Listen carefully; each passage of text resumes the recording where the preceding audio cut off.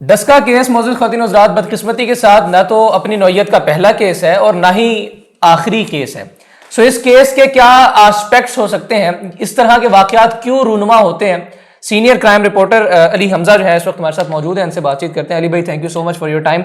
बताइएगा कि जाहिर है ये पहला वाक़या तो नहीं है, आखिरी भी नहीं है, तो क्यों होते हैं इस तरह के वाक़यात, कहाँ पर लूप होल रह जाता है हमारे फैमिली सिस्टम के अंदर? उमर, मैं तो हैरान हूँ कि अब तो इतना जदीद दौर है, डिजिटली रोज़ कोई ना कोई ड्रामा या कोई ना कोई फ़िल्म इस तरह की जो है आपकी मोबाइल स्क्रीन पे, टीवी स्क्रीन पर आ रही होती है, जिसमें बाकायदा तौर पे इस तरह की हीनियस क्राइम को होते हुए और उसके बाद उसके जो अंजाम होता है, जो उसके बाद होने वाली चीज़ें होती हैं, किस तरह से आपको ज़लालत का जो है सामना करना पड़ता है, किस तरह से ज़िल्लत का सामना करना पड़ता है, किस तरह से लोग लान-तान करते हैं और फिर किस अंदाज़ में आपको जो है सज़ा का सामना करना पड़ता है। लेकिन मैं हैरान हूँ कि पता नहीं ये लोग, तमाम लोग उन फ़िल्मों को देखे बजाय के सबक पकड़ें, ये दूसरे एंगल की तरफ निकल जाते हैं। ट्रेंड हो जाते हैं, ट्रेंड हो जाते हैं कि इसने किस हाँ। अंदाज में किया, और ये इस एंगल पे काम करना शुरू कर देते हैं कि ये यहाँ से पकड़ा गया, मैंने यहाँ से नहीं पकड़े जाना। आप देखें कितनी एक अजीबो-गरीब बात है। दूसरा, उसके अलावा कुछ अर्सा पहले तक आपने देखा कि मुल्ज़मान के इंटरव्यूज़ हो रहे अच्छा, थे। ये मुझे लगता है कि ये एक ह्यूमन साइकी भी है ना। वो एक खबर आई थी कि 2 छोटे-छोटे बच्चों ने वो देखा सीआईडी में कि जी वो मर्डर किस तरह से हो रहा है, उसने अपने भाई को मर्डर करने की कोशिश की और प्रपोज़ है। तो ये एक ह्यूमन साइकी के बिल्कुल पे। ऐसे ही अच्छा, है। आप बता रहे थे इसे? मैं आपको ये बता रहा हूँ कि कुछ अर्सा पहले तक आपको पता है कि बाकायदा तौर पे मुल्ज़मान के इंटरव्यूज़ करवाए जा रहे थे। उसका मकसद ये था कि अगर कोई बदबख्त इस तरह की कंडीशन में पहुंच भी जाए या उसको कोई और रास्ता नजर ना आ रहा हो, तो इस तरह के इंटरव्यूज उसको इस काम से रोक सकें कि यार, मैं अगर ये कर दूंगा तो मैं अगली बार इस बंदे की जगह मैं खड़ा हूंगा, एग्जैक्टली। और यहाँ पे मुझे इस अंदाज में फला एंकर जो पूछ रहा रुस्वा कर होगा रहा होगा। और मुझे फिर इस तरह के केसेस का सामना करना पड़ रहा होगा, और जो उसका वो जो रिग्रेट होता है, हाँ। अल्लाह करे वो किसी के लिए जो है असर कर जाए और कोई शख्स जो इंतहाई कदम उठाने लगे तो ये चीज उसको रोक दे। लेकिन बड़ी बदकिस्मती के साथ मुझे कहना पड़ रहा है कि हमारा जो शोबा पुलिस था, वो बहुत ज़्यादा मीडिया अवेयर नहीं था। उसमें जाके कोई भी शख्स कोई कार्ड दिखा के या थोड़ा सा कैमरा शैमरा लेके जाता था तो वो उसको मुल्जिम तक एक्सेस दे देते थे। फिर उसके बाद जो मुल्जिमान के साथ हरकतें की गई, आपको पता है कि वो क्या क्या की गई। एक वो डिलीवरी बॉय वो वाला केस चीजें जो था, नशर होने के काबिल नहीं है उसको भी नहीं वो नशर किया। जानबूझ के इस तरह की जाके बेहूदगी करने लग गए, और फिर एक एक मुल्जिम के साथ कुछ 70 एक ही बंदा इंटरव्यू कर रहा है क्योंकि उस पर व्यूअरशिप आ रही है। वो डिलीवरी बॉय वाला केस, अल्लाह माफ करे कि जिस अंदाज में इन्होंने उस केस पे रिपोर्टिंग की, और उस केस पे ही जो इंतजामिया थी उसको एहसास हुआ कि ये चीज बजाय कि किसी को अवेयरनेस की तरफ लेके जाए, ये तो जो है एक और ही तरफ ये लोग निकल पड़े, और एक मुल्जिम को जाके मतलब कि उसको जदोकोप भी, बहुत से एंकर जाके उसको बकायदा तौर पे जो है खुद जदोकोप करने लगे। मैंने इस चीज को आई विटनेस भी किया। हाँ, अच्छा, इसका मतलब ये हुआ कि साइकोलॉजी पे जहां ये फर्क आना चाहिए था कि मुल्जिमान के इंटरव्यूज देख के हम सब डरते खौफजदा होते कि यार देखिए पुलिस बड़ा पांजा चाट दी है, और अब हम एंकर्स वगैरह जाके फिर तो रसवाई का जगन साई का मामला होता है। ये उल्ट हो गया ये उल्टा मामला, हो है ना? गया। अच्छा, हालांकि ये मुझे तो लगता है कि वो कहीं ना कहीं कुछ तो इम्पैक्ट डाल रही थी कि बहुत से लोग इस तरह की चीजों से डरने लगे कि यार ये देखो, मैं ये कुछ ना कुछ कर दूंगा तो उसके बाद मुझे इसी का सामना करना पड़ेगा, मैं इसी अंदाज में खड़ा हूंगा, मुझे पुलिस ने जंजीरों में जकड़ा होगा और एक एंकर आके मुझसे सवाल पूछ रहा होगा कि तुमने ये बदबख्ती क्यों की। देखें जी, एक रुसवाई का बड़ा इसमें अमल दखल है कि आपको पता है कि यार मुझे हर शख्स देख के मेरे पे लानतें भेजेगा, मुझे बुरा भला कहेगा, मेरे इस इक़दाम पर मुझे जो है मुझे जिल्लत का सामना करना पड़ेगा। बहरहाल, लेकिन वो फिर कुछ गैर जिम्मेदार लोगों की वजह से वो सारी चीज़ें बंद करवानी पड़ी, और मुझे लगता है कि अब जब से ये डिजिटल मीडिया का दौर आया है, अब वो फ़िल्टर नहीं रह गए हुए। हम अगर जितने आप ये मुख्तलिफ प्लेटफ़ॉर्म्स आ गए हैं, जिसमें आपने देखा सीज़न्स, उसमें वो इस अंदाज में क्राइम करता हुआ होता हुआ दिखा रहे हैं कि अगर किसी शख्स ने वो सीज़न पूरा नहीं देखा या फ़िल्म पूरी नहीं देखी जहाँ पे जाके उसको सबक मिलना था, तो वो बजाय कि कुछ सबक लेता, वो चीज़ें देख के प्रैक्टिस करने लग गया। और कुछ मुझे लगता है कि इस वाक़े के हवाले से, क्योंकि आप एक तो होता है ना कि आप जाके हक़ाइक़ देखते हो, ग्राउंड रियलिटीज़ देखते हो, उन लोगों से बात करते हो, आप जो है वो हुआ देखते हो, फिर पुलिस से बात करते हो। एक चीज़ होती है कि आप ओवरऑल एक इम्पैक्ट देखते हो कि ऐसा क्यों हुआ होगा। मतलब कि नॉर्मली इस तरह के जो साइकोपैथ काइंड ऑफ मर्डर्स होते हैं, वो जितना मैंने इस पे रिसर्च किया है, नॉर्मली कोई भी शख्स अकेले में इस तरह की जो है पागलपन कर रहा होता है। मतलब कि आपने देखा है कि कोई इस अंदाज में लोगों को कत्ल कर रहा हो कि कत्ल करने के बाद उनके जो जिस्म है उसकी बेहुरमती कर रहा हो, या उनको बाकायदा तौर पे डिस्पोज कर रहा हो, तो ये नॉर्मली इस तरह की खबासत एक वाहिद फर्द वाहिद के जहन में आता है और वो अपनी खबासत को प्रैक्टिस करते करते करते करते गंद फैला रहा होता है। नॉर्मली जो 3 या 4 अफराद मिलके करते हैं वो और तरह से करते हैं, वो इस तरह से अपने जहन का खुन्नास नहीं निकाल रहे होते कि जी लाश के 4 टुकड़े कर दूंगा, मैं आंतरियां निकाल दूंगा, मैं दिल बाहर निकाल दूंगा, मैं सर दिला दूंगा। वो ऐसे नहीं करते क्योंकि उनमें कोई ना कोई तो होता है ना अकल वाला कि यार को शर्म करो यार, मतलब कि मारते इतनी सफाकियत क्यों? हाँ, मारते देता, मतलब कि यार आप सोचें कि इस वाक़े के हवाले से मैंने बहुत से व्लॉग्स में कहा कि आप समेत मुझ समेत कोई भी पाकिस्तानी उस कमरे में मौजूद होता या उसको बिठा दिया जाता बांध के भी, तो हम देखने से कासिर थे। ऐसे ही ऐन मुमकिन था कि आपको दौरा पड़ जाता, आप बेहोश हो जाते, ठीक है, आपका कलेजा मुंह को आ जाता, लेकिन आप ये मनाजिर देख नहीं सकते थे। और वो कर रहे थे और जो कर रहे थे करते हुए देख भी तो रहे थे ना, मतलब कि आप जब कर रहे हो तो आपका आई एंगल और है, लेकिन आप देख रहे हो तो आपका आई एंगल और है, उसमें आपको वो सारी हैवानियत होते हुए नजर आ रही है, ठीक है। उसमें आप वो जो भी शख्स उस रूम में मौजूद था, आप उसकी एक एंगल से देखें, उसकी आंखों से देखें, तो उसको नजर क्या आ रहा है कि एक शख्स जो कुछ देर पहले तक जिंदा था वो मुर्दा हालत में पड़ा हुआ है, फिर अब उसका जिस्म खुला हुआ है, उसके जिस्म से खून रस रहा है, उसकी नारें बाहर आ रही हैं। फिर आपको पता है कि किसी जानवर को भी जब कुर्बान करते हैं तो जैसे उसका पेट चाक किया जाता है, खोला जाता है, तो एक उसके अंदर से स्मेल का आंसर भी होता है।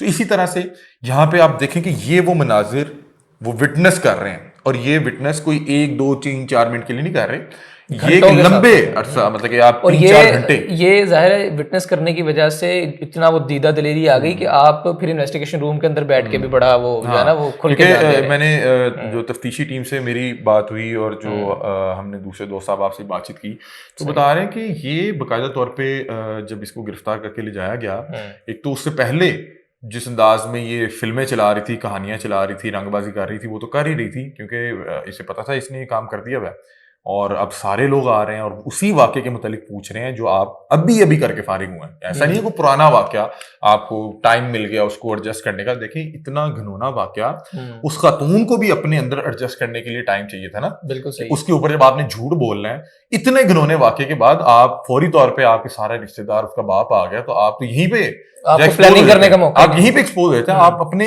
आप को ये समझाने में कामयाब नहीं हुए अभी कि यार ये हो गया है और अब मैंने इस पे झूठ बोलना है। लेकिन देखें वो कितनी सफाकियत के साथ वहां पे ड्रामे करती रही। वो आगे से मुद्दई जो है, मतलब कि मकतूला का वालिद है, उसके ऊपर चढ़ाई कर दी कि तेरी बेटी गंदी सी। अच्छा, यहाँ पर एक तो हमने ये सीख लिया, समझ लिया कि साइकोलॉजी के लिए जो है ना वो इंसान बजाय इसके कि ऐसी वारदातों को देख के इससे सबक सीखता, उसने इन चीजों को करने का सीख लिया।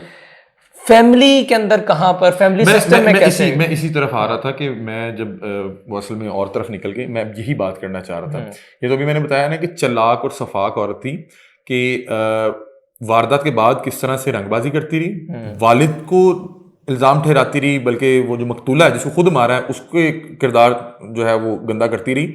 उसके बाद जब इसको लेके गए तो वहां पे जाके बाकायदा तौर पे जस्टिफिकेशन देती रही कि जी मैंने इसलिए मारा, ये जिम्मेदार है मेरे घर की खराबी का। कोई भी कुदरती आफत जो है उसको इसके साथ जोड़ के, अब आपको मैं बता रहा हूँ कि एक इसकी जहनियत क्या थी, और दूसरा जो मैंने इस व्लॉग में शुरू में बताया कि नॉर्मली इस तरह के जो साइकोपैथ किस्म के मर्डर्स होते हैं वो अकेले में होता है। जब 4 या 5 लोग मिलके कर रहे हैं तो कोई एक बंदा कहता है ओए चलो छड्डो यार को खुदा दा खौफ करो, कोई एक बंदे के जहन में कोई डर आ जाता है, खौफ आ जाता है, कोई मतलब इंसानियत आ जाती है। लेकिन यहाँ पे ऐसा नहीं हुआ। उसकी क्या वजह थी? उसमें जब मैंने अपने तौर पे रिसर्च किया तो मैंने जब देखा कि ये जो सुगरा थी इसके हस्बैंड इंतकाल कर चुके हुए हैं, लेकिन इंतकाल से पहले वो बिरून मुल्क थे और वहां पे लंबा अरसा तक काम करते रहे। कदीर जो सुगरा का बेटा है वो बिरून मुल्क है, वो लंबे अरसे से काम कर रहा है, जो कि ज़ारा का शौहर था। फिर उसके अलावा यास्मीन जो इस वारदात में अपनी माँ के साथ इस पूरे हौलनाक जो वारदात थी उसमें मरकजी किरदार है, उसका शौहर भी इटली है। हाँ। ठीक है। उसके बाद इनकी जो दूसरी बहन है जिसका मतलब बताया जा रहा है कि उसका डायरेक्टली इस केस से कोई जो है ताल्लुक नहीं है, उसको वो अगवा वाले मुकदमे में गिरफ्तार किया गया और फिर इसको इसलिए रखा गया कि यार ये केस इतना हाई प्रोफाइल हो गया कि कोई भी शख्स गायब ना हो जाए, इस डर से या खौफ से कि यार को मुझे शामिल तफ्तीश कर लें, तो उनको रखा गया।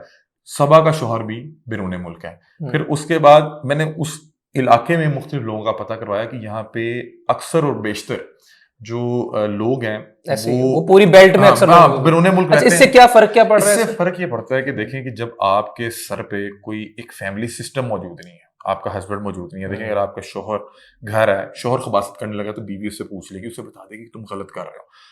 बीवी कुछ गलत करने लगे तो शोहर उसको बता देगा, उससे पूछेगा तुम कहाँ गई हुई थी, तुम सुबह सुबह कहाँ जा रही हो, तुम रात कहाँ गई थी, ठीक है। उसके अलावा और ये कोई गैर मर्द 3 दिन से हमारे घर में क्यों रह रहा है, ठीक है, और तुम अचानक से क्यों ये जो टोका छुड़ा और ये हमारे घर क्या कर रहा है। उसमें अब मैं आपको एक और चीज बताता हूँ कि अब फैमिली सरबराह ये नहीं है सारे लोग ये बात कहते हैं कि जी जो मर्द हजरात है वो खवातीन पे बड़ा जुल्म करते हैं। हमारे यहाँ आपको पता है कि जहालत है, ये हो रहा है, बच्चियों को पढ़ने नहीं दिया जा रहा। लेकिन मैं जो ग्राउंड रियलिटी जितने हमने केसेस किए, मैंने देखा है कि नॉर्मली औरत पे औरत ज्यादा जुल्म कर रही है। अगर तो वो एक खानदान के हवाले से बात करते हैं कि एक खातून बहू के रूप में आई और वो बड़ी स्ट्रांग है, शातिर है और उसका इन्फ्लुएंस ज्यादा है उसके शौहर पे, तो वो सास ससुर की जिंदगी उस घर में जो है ना अजीरन कर देती है। बहुत से हमने केसेस ऐसे देखे, सास ससुर को मार दिया जाता है और आपको देखा कि बहुत से केसेस में जिसने सारी उम्र उस बच्चे को पढ़ाया होता है, एक जायदाद खड़ी की होती है, वो एंड पे किसी ईदी होम्स या किसी ओल्ड एज होम में अपने जो है आखिरी सांसें जो है पूरी कर रहे होते हैं। उसमें क्या होता है कि जो वो उसकी बहू आई वो शातिर ज्यादा थी, उसका इन्फ्लुएंस ज्यादा था, उसका माइंड जो है वो ज्यादा गेम्स जानता था और उसने वो काम कर दिया। और बहुत से ऐसे केसेस इसमें बिल्कुल इसका उल्टा हो रहा था, जो ज़ारा वाला केस है कि इसमें मैं पर्टिकुलरली बताऊं, अगर जो मैं एक नतीजे पे पहुंचूं, जिस तरह आपने बताया ना कि तीनों चारों जो खवातीन बनती है उनके शोहर जो है वो नहीं थे मौजूद, तो मुझे लगता है कि उन्होंने जो प्यार मोहब्बत अपने शोहर की जानिब से एक फैमिली सिस्टम के अंदर जो उल्फत होती है वो उन्होंने मिस किया, और उन्होंने उस चीज को जो विटनेस किया हमेशा से पूरी जिंदगी में, वो यही किया कि शोहर फोन करता है, बेटा फोन करता है, ज़ारा को इनके मामला अच्छे, वो एक हसद और बुग़्ज़ आ गया। यानी माँ ने भी सारी जिंदगी यही देखा कि मेरा शोहर मुझे फोन करता है तो उसकी मेरे से उल्फत है, बेटा करता है तो उल्फत है, अब बेटे की वो खत्म हो गई, तो ये चीज भी उसको फील होती हो। अब मैं आपसे जो इसमें जो एक बात कर रहा था वो ये था कि शोहर सर पे होना ही सिर्फ मसला नहीं था, अच्छा ठीक है। दूसरा मसला ये भी था कि जैसे मैंने आपको बताया कि अगर बहू ताकतवर होती है तो सास ससुर की जिंदगी महाल हो जाती है, और अगर सास जो है वो पावरफुल होती है तो वो बहू की जिंदगी महाल कर देती है। अब इस केस में दोनों केसेस से मतलब कि इस घर में जहां पे ज़ारा का कत्ल किया गया, यहाँ पे सुगरा जो है वो इंचार्ज थी, यहाँ पे उसका ज्यादा रोब दबदबा था, और सुगरा का सिर्फ घर में नहीं पूरे अहले इलाका में इसके हवाले से एक जो पीआर थी वो बड़ी नेगेटिव थी कि ये कोई जादू टोना तभी धागा इस हवाले से करती है। तो इस यहाँ पे इस घर में जो होल्ड था वो सुगरा का था, और ज़ारा को उसने जरा दबा के रखा हुआ था, और उसने जो भी किया आपके सामने है। दूसरी तरफ जो यास्मीन थी, जब हम उसके ससुराल गए तो वहां पे उसकी सास का होल्ड नहीं था, वहां पे यास्मीन का होल्ड था, क्योंकि यास्मीन वहां पे जरा शातिर थी, पीछे से उसको उसकी माँ की शय भी थी, माँ भी उसको जो है फीड इन कर रही थी, उसका शौहर यहाँ पे मौजूद नहीं था। उसकी सास से बात की तो उसने कहा कि जब से ये मेरे घर आई है तो मेरा बेटा मुझे नहीं बुलाता, और यानी सारियां डाडियां कुड़ियां एक पासे हो गई हैं और एक मैं बात कर रहा हूँ कि जिस घर में मतलब कि अगर बहू थोड़ी सी शातिर आ जाती है तो वो अपने दीगर रिश्तेदार, हाउ टू कंट्रोल इट, इसको किस तरह से बेहतर किया मेरा ख्याल है कि इसमें अगर थोड़ा सी बात की जाए तो वो ये है कि आप जिसको ब्याह के घर लेके आ रहे हैं, अगर आप उसको बेटी समझें, ठीक है, और जिस घर में आपकी बेटी गई वो उसको बेटी समझे, तो मेरा ख्याल है कि ये सिस्टम यूं बेहतर होगा। हमारे यहाँ मसला क्या होता है कि हम जिसको ब्याह देते हैं ना, हम यही समझते हैं कि वो हमारी बेटी थी, वो जब आती है उसके लाड और ये वो, जिसको लाते हैं हमें लगता है कि हम मुलाजमा लेके आए हैं, और ये तो अनफॉर्चुनेटली ऐसा है। मसला यहाँ पे मतलब कि जो हमारा एक फैमिली सिस्टम हमें इस्लाम में दिया गया, उसमें क्या था कि आपकी जो बेटियां हैं वो किसी और घर की जाके इज्जत बनेगी, और वहां पे इनको जो है हुक्मरानी मिलेगी, और वहां पे इनको बेटियों वाला प्यार मिलेगा, और वहां पे मतलब कि शौहर की विरासत, और वहां से फिर उसकी नस्ल चलेगी। बिल्कुल ठीक। और जो आपके घर आएंगे आपने उसको बेटी वाला प्यार देना, ठीक है। हमारे यहाँ अनफॉर्चुनेटली ये होता है कि नहीं जी वही बेटी, उसको आगे भेज दिया, उसी की जो भी मामला होंगे वो आएगी, लाड शाड उठाएंगे, लेकिन जिसको घर लेके आ रहे हैं बदकिस्मती के साथ हम उसको मुलाजमा बना के ला रहे हैं। ठीक है, बस आखिरी इस पे फाइनल सवाल ये है कि क्या आप इसका अंजाम देख रहे हैं, ड्रॉप सीन क्या होगा इस सारे केस का? इसमें देखें ये मेरा ख्याल है कि इसको मिसाली केस तो बनाना चाहिए। नॉर्मली हमने देखा है कि जिस केस में मुद्दई और मकतूला एक ही खानदान से हों, उसमें नॉर्मली सुलह हो जाती है, सुलह करनी पड़ जाती है। वो इस अंदाज में होती है कि जो आज ये दुख और दर्द महसूस कर रहे हैं, 5 साल बाद तो वो नहीं करेंगे। एक और ज़रा कुदरती अमल है, इमोशंस शिफ्ट हाँ, हो जाएंगे। कुदरती अमल है कि अल्लाह ताला सब्र दे देता है। लेकिन उसके बाद जो रिलेटिव्स होते हैं हम्म, कि चलो जी जिन्हें जाना सी होते टुर हम्म, गया थे, छड्डो जी माँ तेरी ते भैन ते फलाना, इस तरह करके इस केसेस ठीक। बहुत से केसेस में हम्म, में ऐसा होता है। लेकिन इसमें वो जो 311 की दफा शामिल की गई हैं वो इसी के पेश नज़र जो है शामिल की गई हैं कि इवन मुद्दई भी सुलह करना चाहे तो इन लोगों को सजा होनी चाहिए।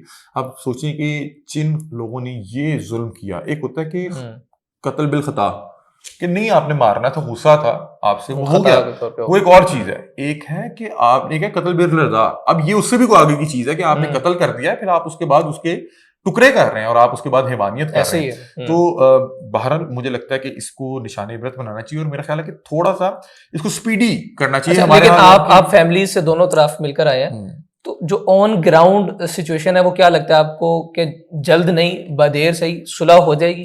देखें यहाँ पे जो शबीर हैं ज़ारा के वालिद, हम्म, उनकी ये इकलौती बेटी थी, ठीक है, ठीक है। वालिद की बेटी से उनसीयत ज्यादा होती है, मतलब कि बेटों की माँ से ज्यादा होती है, माँ बेटों से ज्यादा प्यार कर रही होती है, जो कि वालिद का बेटी से ज्यादा ठीक मोहब्बत है। और वो रुझान होता है, और ये थी भी इकलौती। बहरहाल वालिद तो मेरा ख्याल है कि इस चीज पे खड़े रहेंगे क्योंकि उनको किसी चीज की जरूरत शोहर नहीं है। किसी मुकाम पर जाके अपनी देखिए, माँ को माफ भी आप कर ये दे तो देखें ना कि जो शोहर है, आप उसका भी तो दर्द समझे ना कि यार सबसे ज्यादा इस पूरे वाक्य में नुकसान कदीर का हुआ, उसकी बीवी। ज़रा देखिए अब वो मैरिड थी, ना उसके मतलब पास कि वालिद बीवी के रही, लिए ना बेटी तो उसके थी, बच्चे के साथ हाँ, उस बच्चे के पास लेकिन माँ अभी रही। डायरेक्टली जो वो एक रिलेशन में थी या जिसके साथ सबसे ज्यादा कुर्बतें थी या जिसके साथ सबसे ज्यादा वो कनेक्शन में थी, ताल्लुक में थी, वो तो कदीर था ना। तो कदीर का एक बेहतरीन दोस्त जो उसकी बीवी की सूरत में था वो चला गया। फिर वो कदीर अपने जो बच्चे को देख रहा है, उसके सर से माँ गई, मतलब कि उसका दो दुख हो गए। फिर तीसरा कि इस पूरे वाक्य में मुलविस उसकी माँ है, चौथा कि उसकी बहन भी है, फिर बहन के आगे बच्चे भी हैं। भांजा भी तो है। मैं बात कर रहा हूँ कि वो इस पूरे मामले में सबसे ज्यादा मेरा ख्याल है कि हिट हुआ हर तरफ से। और जाहिर बात है कि 3-4 साल बाद वो और तरफ से देखेगा, उसको बीवी के हवाले से सब्र आ जाएगा, और जो लोग हयात होंगे, मतलब कि जो लोग भी मुलजमान में भी, उनके हवाले से कहीं ना कहीं जाकर वो ये सोचेगा तो सही कि यार चलो ये गलती हो गई या फलाना हो अगर गया। इसकी परसेंटेज कम है, लेकिन अगर ऐसा हो लेकिन भी ऐसा जाता मुमकिन होता है, है, ये ऐसा अगर हो भी जाता है तो शबीर जो कि बच्ची का शबीर और उसके अलावा जो 311 की जो दफात है, दो चीजें, वो बहरहाल इस केस में मेरा ख्याल है कि कोशिश ये होगी कि ये मंतकी अंजाम तक पहुंचे। मैं दरख्वास्त ये करूंगा कि इनको जल्द से जल्द सजा दें। बहुत बार ऐसा होता है कि इन मुल्जमान को जब सजा मिलेगी, बहुत से लोग इस केस को भूल चुके होंगे। इससे ज्यादा घिनौनी वारदातें, ये बड़ा घिनौना मामला था कुछ अर्सा पहले यहीं पे इसी इलाके में एक औरत ने एक हामला के पेट में से बच्चा निकाल लिया था, काट के सिवा करके उसको, कि ये तो वो भी कितनी अजीब व गरीब वारदात थी। हमें नहीं पता कि उसकी कल्प्रिट्स का अभी तक क्या हुआ, ठीक है ना। उस वक्त सबके इमोशंस बड़े हाई थे, सब चाह रहे थे कुछ सुझाव, आज इसके लिए बड़े इमोशंस आए हैं, लेकिन 3-4 साल बाद हमें भी याद नहीं होगा। तो इसलिए मैं चाहता हूं कि इनको जल्द से जल्द सजा दे। और इख्तिताम पे, क्योंकि ये हमने वीडियो केस पे तो की, लेकिन केस के दूसरे एस्पेक्ट्स हैं उन पे बात की, तो मैं एक और चीज कहना चाहता हूँ कि हमें बेटियों के हवाले से जब भी हम उनका रिश्ता करना है तो क्या करना, तो मुझे ये लगता है कि कुछ जो है ना सोचना पड़ेगा। एक के देखें, नॉर्मली हमारे यहाँ इतना एक घुटन का माहौल है कि मोहब्बत की शादी पे इंतहाई कदम उठाते हुए बच्चे मार देते हैं। भाई शादी तो हमेशा मोहब्बत की होगी, नफरत की कौन सी शादी होगी। और अगर आप किसी की जिंदगी का फैसला कर रहे हैं, इसमें क्या कबाहत या कराहत है कि अगर आप उसको उस फैसले में शामिल कर लें। आप उससे पूछ लें कि बेटा देखें, आपने अपनी बेटी को रुखसत तो करना ही है किसी शख्स के साथ, वो कोई भी होगा, एक अनजाने के साथ करना है, तो कम से कम जिसके साथ वो चाह रही है कि अल्लाह ना करे कल को वो फैसला ठीक ना भी हो, उसको ये तो ना हो कि मेरे वालिदा ने मुझे इस खूंटे के साथ बांध दिया था। एक चीज। दूसरी चीज, नॉर्मली जब भी हम बहन बेटियों का रिश्ता करने का सोचते हैं तो हम एक तो कुछ बहुत ही को ऐसा ढूंढते हैं कि बहुत बड़े खानदान से, हम ये नहीं देखते कि क्या इनका ताल्लुक इंसानी कबीले से है भी है या नहीं, क्या इनको देख के हैवान भी माफिया तो नहीं मांगता। ये तो हमें बाद में पता लगता है जब बच्ची की चीखें आती हैं और उस वक्त हम लोग जो है बेबस बैठे होते हैं। आपको ये देखना बड़ा जरूरी है कि आप अपनी बेटी कहाँ ब्याह रहे हैं और क्या उसमें उसकी रजामंदी शामिल है या नहीं है। और तीसरा, देखें, हर शख्स जो इस दुनिया में आया उसका कोई ना कोई जानने वाला होता है, कोई दोस्त अहबाब होते हैं, कोई रिश्तेदार होते हैं। हमारे यहाँ बड़े अफसोस के साथ बता रहा हूँ कि बहुत अच्छे रिश्ते आपके साथ मौजूद होते हैं। नॉर्मली मैंने अपनी बहन की शादी करनी है या आपने अपनी बहन की शादी करनी है या अपनी बेटी की शादी करनी है, हम अपने दोस्त अहबाब की तरफ नहीं सोचेंगे। जो आपके साथ रोज मिल रहा है, जिसको आप पूरे जानते हैं, खानदान को जानते हैं, पिछले 10 साल से आपके साथ दोस्ती चल रही है, आप उसके पैसों के हवाले से, उसकी डेडिकेशन के हवाले से, उसकी वर्किंग के हवाले से, की मिसालें बहुत कम मिलती हैं माशरे के अंदर। हम नहीं करते। हम जब भी अपनी बहन बेटी का रिश्ता करने का सोचेंगे, हम अपने दोस्त साहब आपको तो निकाल देंगे जी, दोस्त नू असी की दोस्त नू पैसे दे देंगे। भाई अगर देखें कि आप एक शख्स को अगर बेहतर जानते हैं, कोई आपका कजन है, कोई रिश्तेदार है, कोई दोस्त साहब आप जिसके साथ आपका 10 साल 15 साल पुराना ताल्लुक है, वो आपके सामने जवान हुआ, आप जानते हैं वो किस फील्ड में मेहनत कर रहा है, कितना हार्ड वर्कर है और उसके पैसे के हवाले से क्या मामला है, इखलाकी एतबार से वो क्या है, मेरा ख्याल है कि अगर आप अपनी बहन बेटी का रिश्ता कर लेंगे तो उसको तरजीह बुनियादों पे उसको कंसीडर करें। और इसका एक और एक्सट्रीम एंगल ये है कि कोई खानदान का बड़ा जिसका बहुत ज्यादा रोल भी नहीं है बच्चों की जिंदगी के अंदर, वो आता है अपनी पगड़ी रखता है कदमों में, जी रिश्ता कर दिया जाए और उनका रिश्ता कर दिया जाता है। बच्ची या वो बच्चा जब इस अजाब से जूझ रहा होता है और उस बच्ची को वहां पे जूते पड़ रहे होते हैं, उसको वो बड़ा उधर कहीं नहीं, बड़ा कहीं भी नहीं होता, ठीक है, वो वल्लाह आलम उसकी जितनी भी हयात थी वो तो एक तरफ रहेगी, मतलब कि वो चले भी जाएगा, अगर उसके किसी गलत फैसले की वजह से उसको सारी उम्र कोई अजाब झेलना पड़ा तो जाहिर बात है वो किसको बदवा देगी, बुरा भला तो उसी को कहेगी ना जिसकी वजह से वो इस रिश्ते में फंसी। तो मेरा ख्याल है कि अगर वो अपनी मर्जी से इस रिश्ते में फंसी होगी ना तो उसका गम और वो जो दुख है वो कम होगा, क्योंकि उसे पता होगा कि ये मेरा अपना जाती तौर पर फैसला था। तो बहरहाल मेरा ख्याल है कि ये वो चंद चीजें हैं जो मुझे लगता है कि हर इस केस के साथ हमें फैमिली सिस्टम इंप्रूव करने चाहिए सो दैट हम इन चीजों को ओवरकम कर सके। बहुत शुक्रिया अली भाई, थैंक यू। बल्कि एक चीज इख्तिताम पे, मुझे पता है वीडियो लंबा हो गया, दूसरी चीज ये है कि कोई भी शख्स अगर शादी करके बाहर जाना चाह रहा है तो अपनी फैमिली को साथ लेके जाए, वरना आप जिस मुल्क में चले गए, आप जिस मुल्क में चले गए आप वहां जाके शादी कर लें, इधर से करके ना जाए। अजाब है, ये अजाब है कि आप 2-2 साल के लिए बाहर बैठे में, हर शख्स की जिस्मानी जरूरियात है, ठीक है, इसीलिए निकाह किया जाता है ना। फिर आप ये देखें कि जिस तरह का माहौल और माशरा, हर घर में एक शैतान बैठा हुआ है, ठीक है, और वो कोशिश कर रहा है, एक कोई कमजोर लम्हा, उसके बाद तो सिर्फ ब्लैकमेल होगा, जिंदगी में एक कमजोर लम्हा आएगा जिसमें वो कोई मामला हो गए, उसके बाद वो शख्स ब्लैकमेल करते हुए उसकी जिंदगी अजाब भी करेगा। आप कहीं बैठे हुए हैं, बीवी आपकी कहीं बैठी हुई है, आप वहां पे कोई मामला कर लेंगे और एक्सपेक्ट ये कर रहे हैं कि मेरी बीवी 2 साल जो है सब्र और शुक्र के साथ यहाँ बैठी रहे, मुमकिन नहीं है। इस पर बल्कि हजरत अली ने प्रॉपर, बल्कि हजरत उमर रज़ी अल्लाह तआला ने प्रॉपर एक तहकीक करके को निजाम बनाया था कि 3 माह समथिंग जो है कुछ भी किसी भी एक्टिविटी में है, मतलब कि कोई मामलात में भी है तो आपको इसमें आपको घर जाना पड़ेगा। हालातों वाक़यात देखते हुए आप शादी तब करें, या आप वापस आ गए यहाँ पे रहें, अपने बीवी बच्चों के पास रहें, या आप करके साथ ले जाएं, या आप जहां पे हैं वहां पे कर लें। अगर आप इस तरह कहीं पे हैं और खुद बीवी कहीं रखी है, उसको पैसे भेज रहे हैं, तो वहां पे जब उसको करने को कुछ नहीं मिलेगा तो फिर वो इसी तरह की चीजें। बिल्कुल ठीक है। और ये मियाँ और बीवी के आपसी जो एक ताल्लुकात है उसकी नीड से हटकर बच्चे की तरबियत और कफालत के लिए भी बहुत जरूरी है कि उसे माँ की तरफ से शफकत मिल रही है और बाप की तरफ से ज़ाहिर है उसको एक डांट डपट वाला जो मामला वो भी। बहुत शुक्रिया अली भाई आपके इस वक्त का, थैंक यू सो मच।